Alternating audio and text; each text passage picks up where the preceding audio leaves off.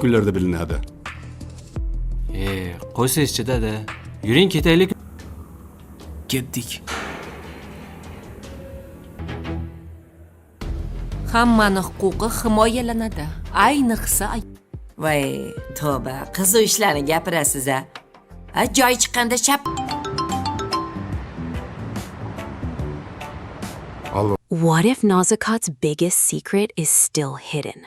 What if the money, houses, and fraud cases are only the surface of a much darker truth?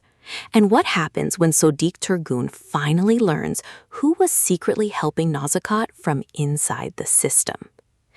The episode opens inside the investigation department. Nazokat is sitting confidently, despite being surrounded by evidence and witnesses. Most people in her position would already be broken, but Nazokat remains calm. Her eyes scan every person entering the room. She knows something others do not know. She knows that not all of her allies have fallen. One investigator places another file on the table. Another victim has arrived.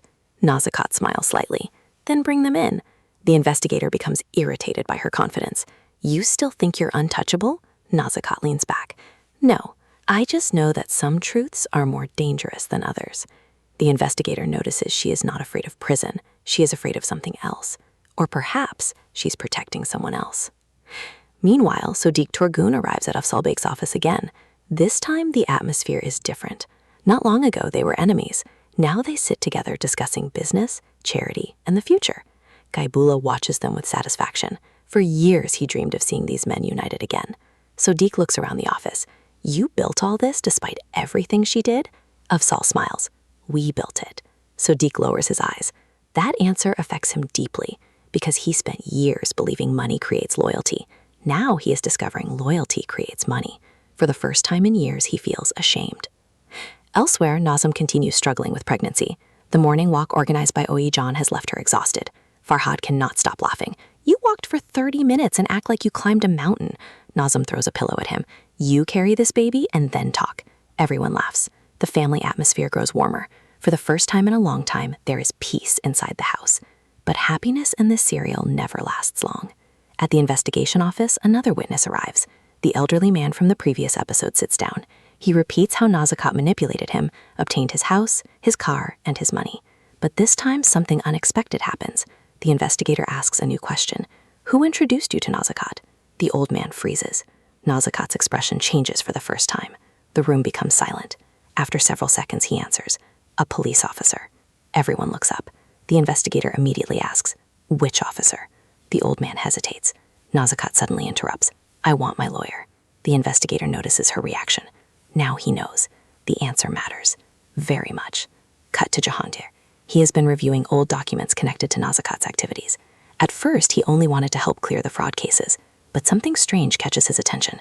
Several property transfers were approved unusually fast, far faster than normal procedures allow. He compares dates, then signatures, then stamps. His face changes. Someone inside the system helped her. Not once, repeatedly. Jahangir immediately calls Gaibula. Akka, I found something. What happened? This is bigger than Nazokat. Gaibula stands up immediately. What do you mean? I think she had protection.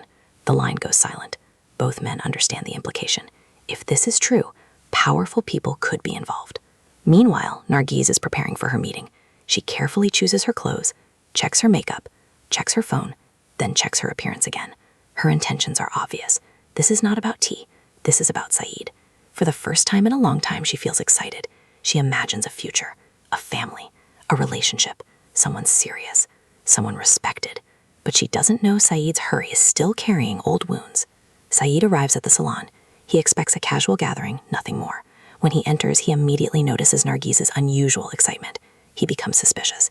Deldora notices it too. The conversation begins normally. Tea, small jokes, daily life. Then Nargiz starts asking questions. What kind of woman do you like? Saeed nearly chokes on his tea. Deldora hides a smile. Nargiz pretends innocence, but everyone understands. Only Nargiz thinks she is being subtle. Back at the investigation department, pressure on Nazokat increases.